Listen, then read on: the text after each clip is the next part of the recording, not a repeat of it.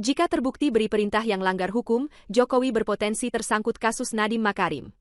Dosen hukum pidana dari Fakultas Hukum Universitas Indonesia, Feby Mutiara Nelson bicara soal potensi terseretnya Presiden ke-7 RI, Joko Widodo dalam skandal dugaan korupsi pengadaan Cromebook yang menjerat mantan menterinya, Nadiem Makarim.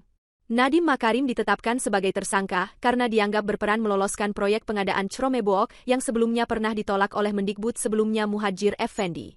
Namun, belakangan beredar informasi bahwa proyek tersebut mendapatkan persetujuan dari Jokowi yang saat itu menjadi presiden. Menurut Feby, aturan hukum pidana berlaku pada siapa saja tanpa kecuali, termasuk presiden, apabila terbukti terlibat secara aktif. Kalau nanti dalam proses hukum terbukti bahwa presiden secara aktif terlibat atau memberikan perintah yang melanggar hukum dalam program Cromebook ini, maka tentu pertanggungjawaban pidana tidak bisa dikecualikan, kata Feby saat dihubungi, Jumat, 5 September 2025.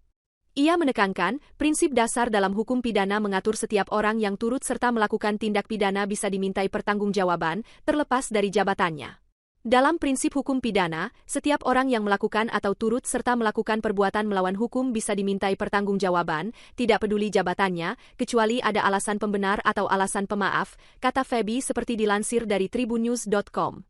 Dengan begitu, meski secara umum tanggung jawab hukum berada di level kementerian, Feby menilai tidak bisa menutup kemungkinan adanya konsekuensi hukum terhadap Jokowi jika bukti keterlibatan langsung ditemukan dalam penyidikan. Kejaksaan Agung telah menetapkan Nadiem Makarim sebagai tersangka dalam kasus dugaan korupsi pengadaan laptop Cromebook untuk program digitalisasi pendidikan tahun 2019-2022. Direktur Penyidikan pada Jaksa Agung Muda Bidang Tindak Pidana Khusus, Jampitsus, Nur Cahyo Jungkung Madyo, menyebut penetapan tersangka dilakukan setelah penyidik memperoleh bukti yang cukup mengenai keterlibatan Nadiem. Usai ditetapkan sebagai tersangka, Nadiem langsung ditahan di Rumah Tahanan, Rutan, Salemba Cabang Kejaksaan Negeri Jakarta Selatan.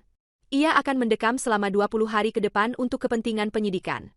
Atas perbuatannya, Nadiem disangkakan melanggar Pasal 2 Ayat 1, Jo Pasal 3 Jo Pasal 18 Undang-Undang Pemberantasan Tindak Pidana Korupsi Jo Pasal 55 Ayat 1, pertama KUHP. Dengan penetapan ini, total sudah ada 5 orang tersangka dalam perkara korupsi Cromebook. Selain Nadiem, 4 nama lainnya adalah Juristan, mantan staf khusus Mendikbudristek, Ibrahim Arif, mantan konsultan Kemendikbudristek, Sri Wahyuningsih, Direktur Sekolah Dasar Kemendikbud tahun 2020-2021, dan Mulad Syah, Direktur Sekolah Menengah Pertama sekaligus kuasa pengguna anggaran Kemendikbud tahun 2020-2021. Download Tribun X sekarang, menghadirkan lokal menjadi Indonesia.